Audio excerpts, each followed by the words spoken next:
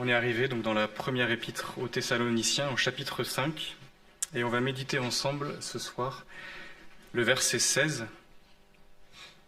1 Thessaloniciens 5, verset 16, un verset qui est assez lapidaire. Soyez toujours joyeux. Soyez toujours joyeux. Pour ne pas partir dans tous les sens, j'aimerais lire quelques textes en parallèle avec vous. D'abord, dans l'Ancien Testament, dans les psaumes, le psaume 4, et on va lire au verset 7, psaume 4, verset 7.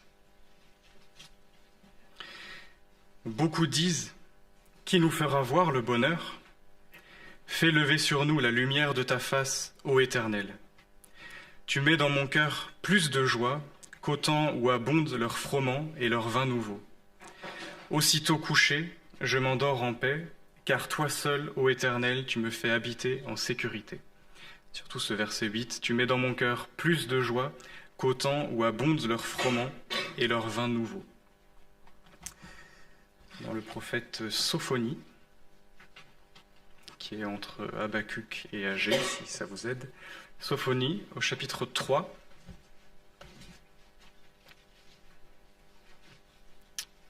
Et on va lire au verset 14. Sophonie 3, verset 14. Pousse des cris de triomphe, fille de Sion. Lance des clameurs, Israël. Réjouis-toi. Exulte de tout ton cœur, fille de Jérusalem. L'Éternel a écarté de toi les jugements. Il a détourné ton ennemi. Le roi d'Israël, l'Éternel est au milieu de toi. Tu n'as plus de malheur à craindre. En ce jour-là, on dira à Jérusalem: sois sans crainte. Sion, que tes mains ne s'affaiblissent pas. L'Éternel, ton Dieu, est au milieu de toi un héros qui sauve. Il fera de toi sa plus grande joie. Il gardera le silence dans son amour pour toi. Il aura pour toi une triomphante allégresse. L'Éternel, ton Dieu, est au milieu de toi un héros qui sauve. Il fera de toi sa plus grande joie. Et peut-être un dernier passage dans le Nouveau Testament, dans l'épître de Paul aux Romains. Romains au chapitre 15 et le verset 13. Romains 15, verset 13.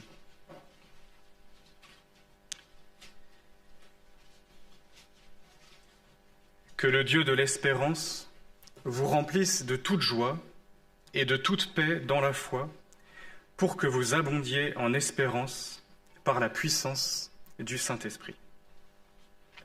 Jusqu'ici pour le moment, pour les lectures. Ah non, je vais quand même en rajouter une, pardon. Dans le livre des Actes, au chapitre 2, et au verset 46.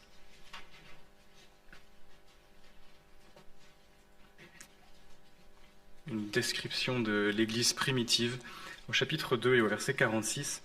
Chaque jour, avec persévérance, ils étaient au temple d'un commun accord. Ils rompaient le pain dans les maisons et prenaient leur nourriture avec allégresse et simplicité de cœur. Ils louaient Dieu et obtenaient la faveur de tout le peuple, et le Seigneur ajoutait chaque jour à l'Église ceux qui étaient sauvés. Ils prenaient leur nourriture avec allégresse et simplicité de cœur. Le passage qui nous occupe ce soir donc, est assez bref, direct. Soyez toujours joyeux. Pour être transparent avec vous, quand j'ai commencé à y réfléchir, à le méditer, j'ai d'abord été saisi d'une certaine culpabilité, le sentiment de devoir parler de quelque chose que je ne vis pas. Je ne suis pas toujours joyeux. Et ça m'a conduit dans une certaine crainte pour me lever ce soir, bien sûr, et aussi une certaine tristesse qui est assez paradoxale. Je dois parler sur un texte qui dit « Soyez toujours joyeux » et j'étais triste de ne pas être joyeux. Donc, comme orientation pour rechercher la joie, c'était pas terrible. Et je crois, je peux en témoigner ce soir devant vous, que le Seigneur m'a secouru De deux manières, déjà en me montrant que Dieu était un Dieu bienveillant, d'amour, qui désire que nous soyons joyeux. Ce rappel-là, déjà, m'a fait du bien. Et la seconde chose qui m'a encouragé pour le méditer, c'est de me dire que, plutôt que de le lire comme un ordre culpabilisant et qui me confrontait à mon manque de joie, eh bien, il y avait là un ordre, mais un ordre et aussi une promesse, puisque ce que Dieu nous demande, il l'accomplit aussi. Et donc s'il nous dit « soyez toujours joyeux », c'est donc que c'est possible d'être joyeux, et même c'est possible d'être toujours joyeux. Sinon le Seigneur ne nous parlerait pas ainsi et ne nous orienterait pas dans cette direction « soyez toujours joyeux ». C'est Augustin qui disait ces mots « Dieu donne ce qu'il ordonne ». Je pense qu'on peut lire toutes ces recommandations finales de Paul dans cet état d'esprit. C'est beaucoup de recommandations assez directes qui nous dépassent. On peut se sentir impuissant, et on l'est. Mais si Dieu nous ordonne tout cela, il nous donne aussi le moyen d'y répondre. Et c'est ce qui m'a en tout cas rempli de joie pour en parler ce soir. Ce qui est sûr, cette joie dont il est question n'est pas une joie humaine, terrestre, une joie temporaire, éphémère. La joie naturelle de l'homme est une joie qui est circonstancielle. Quand les choses vont bien, on est joyeux, normalement. Quand les choses vont mal, on est triste. Et donc, d'avoir une injonction qui nous dit « soyez toujours joyeux », on peut être sûr que ici Paul ne parle pas de cette joie-là, de cette joie qui est liée aux circonstances, au fait que ça aille ou ça aille pas dans notre vie. Soyez toujours joyeux. Il l'écrit aussi à des hommes et des femmes, à une église qui est persécutée. Donc, demander à des gens qui souffrent d'être toujours joyeux, c'est donc les orienter vers une joie qui n'est pas une joie circonstancielle, puisque les circonstances sont tristes. Et il y a beaucoup de passages, c'est assez frappant, dans le Nouveau Testament, lorsqu'il est question de la joie, il est aussi souvent question, et les deux sont liés, ne s'excluent pas, il est aussi souvent question de la tristesse et des oppositions. Heureux ceux qui pleurent, ils seront consolés. Il dit heureux ceux qui pleurent. L'apôtre Pierre, dans son épître, dit qu'on est éprouvé pour un peu de temps, qu'on souffre, mais qu'on se réjouit d'une joie indicible et glorieuse. Les deux vont ensemble, les deux ne s'excluent pas. Et dans le Sermon sur la montagne, Jésus appelle à se réjouir lorsqu'on est persécuté. Soyez heureux lorsqu'on vous persécutera. Soyez dans l'allégresse. Il ne peut être question donc d'une joie circonstancielle, d'une joie qui dépend des événements, de ce qui va ou ne va pas dans notre vie. Il est question d'une autre joie, d'une joie qui tire sa source ailleurs que dans les circonstances. Cette joie-là, la parole en parle comme la joie de l'Éternel. Et vous connaissez peut-être ce passage dans le livre de Néhémie. La joie de l'Éternel sera votre force. C'est bien la joie de l'Éternel. C'est pas la joie humaine et passagère, éphémère, cette émotion qui va monter d'un coup quand les choses semblent bien aller pour nous. C'est la joie de l'Éternel. Et j'étais très frappé de relire ce passage du prophète Sophonie, où on voit en fait quelle est cette joie-là. L'Éternel, ton Dieu, est au milieu de toi un héros qui sauve. Il fera de toi sa plus grande joie. Je pense que pour comprendre cette injonction et pour y répondre et pour rentrer dans cette joie-là, il faut savoir d'où elle vient, où elle tire sa source. Quelle est cette joie? Cette joie est d'abord la joie de Dieu, la joie qu'il éprouve, parce que oui, Dieu éprouve de la joie en sauvant son peuple. Il est au milieu de toi, dit Sophonie, au milieu du peuple, un héros qui sauve, et il fera de toi sa plus grande joie. Dieu prend plaisir à sauver son peuple, c'est quelque chose de magnifique à se rappeler et à proclamer. On parle souvent de l'œuvre du salut comme une œuvre dans laquelle Dieu consent à s'abaisser à nous pour nous tirer de notre misère, et c'est vrai. Mais non seulement il consent, mais il en tire de la joie et du plaisir. Dieu se réjouit de nous sauver, Dieu se réjouit de nous parler. Cette joie-là, c'est la joie du salut que Dieu éprouve. Cette joie qu'il a trouvée dans son Fils lorsqu'il l'a envoyé. Il parlait avec ces mots en intervenant du ciel avec cette voix céleste en disant « Voici mon Fils, en qui j'ai mis toute mon affection, voici mon Fils, en qui je prends tout mon plaisir ». Donc Dieu a pris son plaisir à voir l'œuvre du salut se dérouler. Jésus est mort de cette mort substitutive, mais il est ressuscité, il a vaincu la mort, il a ensuite, après 40 jours, été glorifié dans le ciel, été exalté. Et vous avez ce moment culminant de la joie du ciel, de la joie du Père, où eh bien, le Fils est rentré à nouveau dans ce sanctuaire céleste, dans la présence de Dieu, après avoir accompli cette œuvre du salut, l'avoir accomplie totalement. Et à la réjouissance du Père se sont mêlés le chant des anges, et c'est tout le ciel qui se réjouit d'une œuvre du salut qui est aujourd'hui accomplie. Le ciel est dans la joie, et nous avons des descriptions dans le livre de l'Apocalypse qui sont magnifiques de ce ciel où la joie éclate de partout, des cantiques sont chantés à la gloire de Dieu, à la gloire de l'agneau, le salut a été manifesté, la victoire a été remportée. Et c'est bien de cette joie-là dont il est question. Cette joie, elle n'est pas dans nos circonstances et nos moments ici terrestres. Cette joie-là, elle tire sa substance de cette joie, d'abord, de Dieu, qu'il éprouve en sauvant son peuple, qu'il a éprouvé lorsqu'il a recueilli son Fils et l'a glorifié, l'a exalté dans le ciel.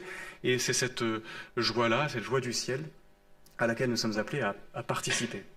Ce qui est très frappant, c'est de voir que cette joie du ciel, elle est complètement liée à cette œuvre du salut qui se manifeste encore aujourd'hui sur terre. Il y a un passage dans l'évangile de Luc qui nous dit qu'il y a une fête dans le ciel, des réjouissances, de la joie dans le ciel pour un seul pécheur qui se repent. Lorsque nous entendons la parole, lorsque nous y répondons, lorsque cette parole nous saisit et nous tire de notre misère, de notre noirceur, de notre péché. Non seulement c'est une joie pour nous d'être sauvés, mais c'est aussi et d'abord une joie dans le ciel.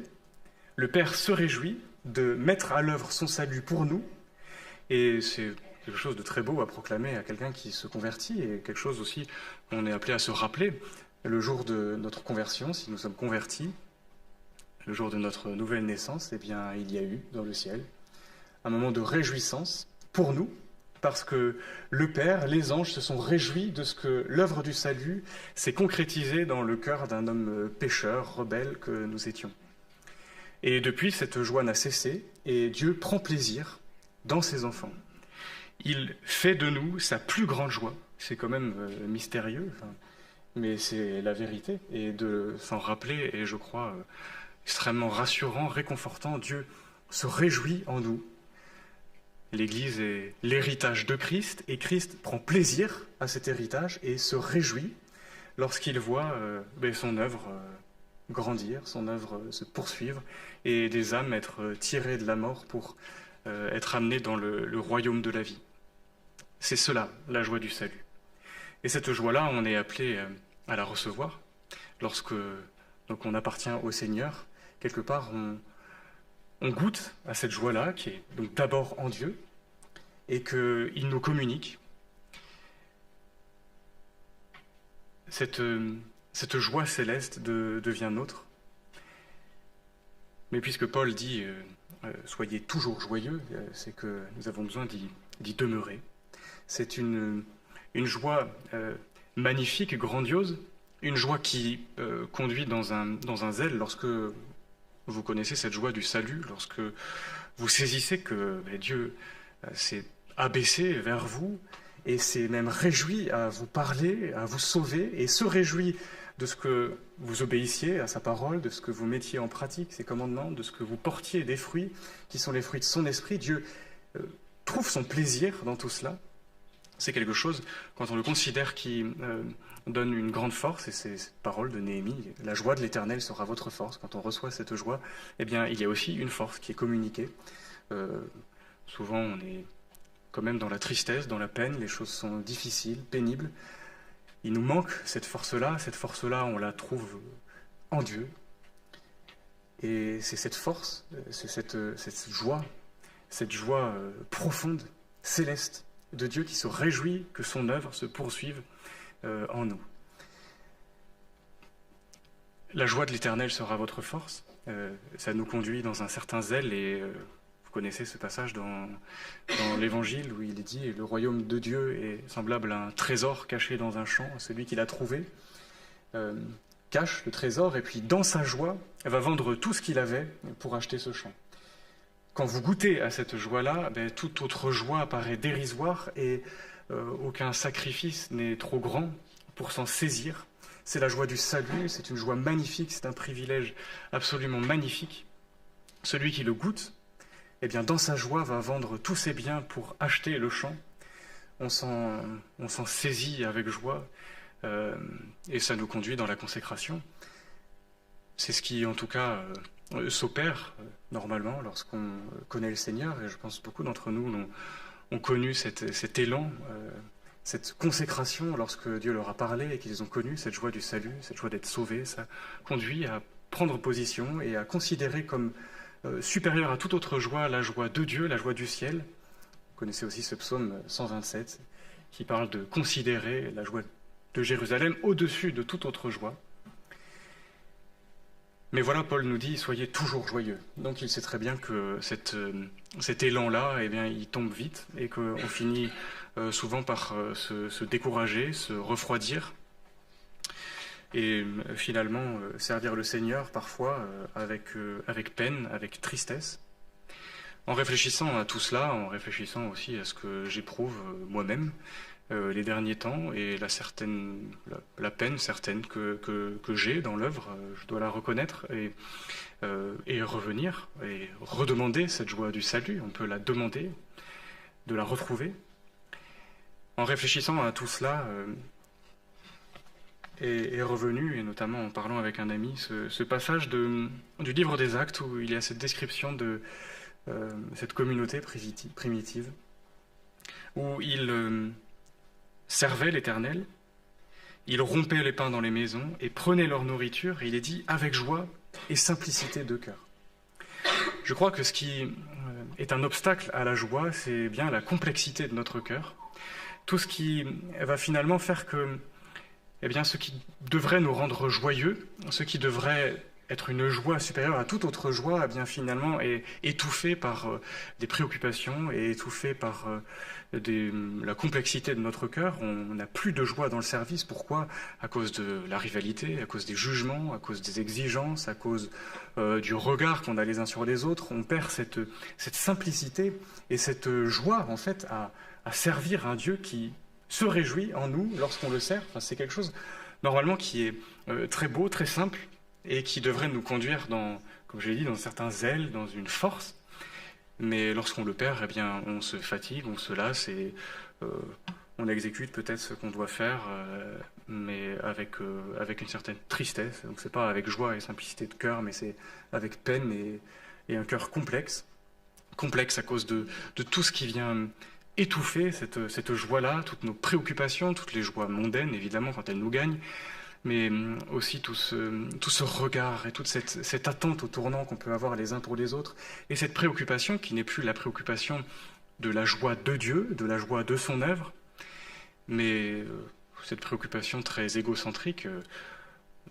D'ailleurs, Jésus avait mis en garde ses disciples qui étaient très, très contents et très réjouis de voir l'efficacité de leur travail et le fait que ils arrivaient à chasser des démons, etc. Il leur avait dit, mais réjouissez-vous surtout que vos noms sont écrits dans les cieux. C'est d'abord cette joie-là qui doit nous remplir. C'est dans cette joie-là qu'on doit revenir constamment, apprendre à se réjouir d'autre chose que de ce qui nous concerne d'une manière égoïste, de ce qui est de notre intérêt, de notre personne, mais se réjouir de l'œuvre de Dieu. Je crois qu'on ne peut pas être toujours joyeux si on n'apprend pas à se réjouir d'autre chose que de nous-mêmes et ressentir une joie qui est une joie autre, c'est-à-dire la joie de l'œuvre de Dieu. Quand Jésus dit « soyez dans l'allégresse quand on vous persécutera », on ne peut pas le comprendre si on ne comprend pas que ce qui doit nous réjouir, c'est cette joie de participer à l'œuvre de Dieu, de voir l'œuvre de Dieu qui s'accomplit. C'est ça qui doit nous réjouir, qui saisit nos cœurs, qui nous remplit de force et de zèle, c'est de considérer autre chose que nous-mêmes, que nos besoins, que même notre ministère ou notre place, mais c'est de considérer l'œuvre de Dieu qui se déroule. C'est ça qui réjouit Dieu, c'est ça qui réjouit le ciel tout entier, et c'est dans cette joie-là qu'on est appelé à rentrer. La joie qu'on est appelé à éprouver doit coïncider avec cette joie céleste, mais pour qu'elle coïncide, il faut se détourner de soi-même. Mehdi a insisté sur cet aspect-là, en parlant de cette sensibilité pastorale qu'on est appelé à tous avoir, mais en se détournant de nous-mêmes, c'est nécessaire. Et je crois que pour connaître cette joie du salut, cette joie de l'œuvre de Dieu, eh bien, on est appelé aussi à se détourner de nous-mêmes, se détourner de toute autre joie, goûter en demandant au Seigneur qu'il fasse briller sa face sur nous, goûter à cette joie qui est supérieure à la joie que les uns et les autres éprouvent dans leur moisson, leur récolte et leur moisson, c'est-à-dire toutes ces joies terrestres, éphémères. Il y a une autre joie, cette joie, c'est l'œuvre de Dieu. Quand on y revient, il y a quelque chose finalement de léger, de plus simple. On se réjouit non pas pour ce qu'on va faire, non pas pour le rôle qu'on va jouer, on se réjouit non pas de prendre même un plaisir ou de satisfaire nos sens, etc. Ça ne se joue pas là, on se réjouit parce que l'œuvre de Dieu se fait. Et Paul nous donne un bon exemple de cela. Il arrive à se réjouir de ce que l'Évangile est annoncé par la bouche de ceux qui sont contre lui. Mais il arrive à s'en réjouir quand même. Il dit, peu importe, je me réjouis pourvu que la parole soit annoncée. On a là un exemple de quelqu'un qui se réjouit de l'œuvre de Dieu. Et c'est bien de cette joie-là dont nous sommes appelés à nous saisir. Sans cela, nous pouvons goûter véritablement à la joie du salut. La joie du salut, c'est cette joie du ciel, cette joie de Dieu qui voit son œuvre sur terre, au travers de son Église, au travers d'hommes et de femmes faibles, misérables, mais équipés par le Saint-Esprit pour accomplir son œuvre. Et c'est cela qui réjouit Dieu et qui devrait nous réjouir. Et quand on y revient, je crois que on est un peu débarrassé de ce côté pénible, laborieux dans l'œuvre. On reconsidère en fait que l'œuvre de Dieu, c'est peut-être ce que j'ai le plus envie de vous laisser ce soir, l'œuvre de Dieu, c'est pas quelque chose de triste, c'est pas quelque chose de laborieux, l'œuvre de Dieu, elle est belle. Et on a parfois tendance à l'oublier, et moi le premier, mais cette œuvre, elle est belle, elle est magnifique, et le ciel s'en réjouit. Et nous n'avons pas le droit de ne pas nous en réjouir. Nous n'avons pas le droit de rester les dents serrées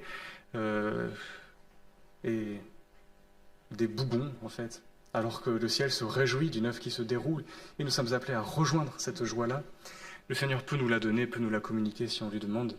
Et si on supplie aussi qu'il nous donne ce cœur simple, débarrassé de tout ce qui nous encombre et nous rend si tristes, et qui nous conduit finalement à considérer l'œuvre de Dieu dans ce qu'elle n'est pas, c'est-à-dire une œuvre triste, une œuvre pénible. L'œuvre de Dieu, elle n'est pas triste. Alors, elle est difficile, c'est sûr, et on le sait tous, mais des fois je trouve qu'on insiste un peu trop là-dessus. À peine quelqu'un se convertit, on lui dit « tu vas voir, la vie chrétienne, c'est pas un long fleuve tranquille ». Et c'est vrai, il y a des épreuves, il y a des douleurs, mais il y a surtout beaucoup de joie. Il y a beaucoup de joie. Et une joie bien supérieure à toute joie humaine, et une joie tellement grande qu'elle peut nous remplir même lorsque les circonstances sont tristes et douloureuses. Cette joie-là, le Seigneur la promet, puisqu'il nous demande d'être toujours joyeux, et je vous invite à la saisir, à la demander ensemble dans la foi. Je vous invite à prier.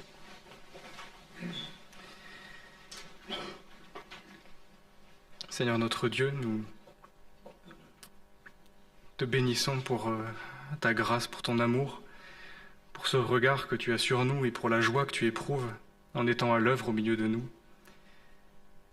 Seigneur, tout cela nous dépasse, mais nous ne voulons pas rester loin de cette joie. Tu nous appelles à être joyeux et Seigneur, nous voulons y rentrer tout notre cœur.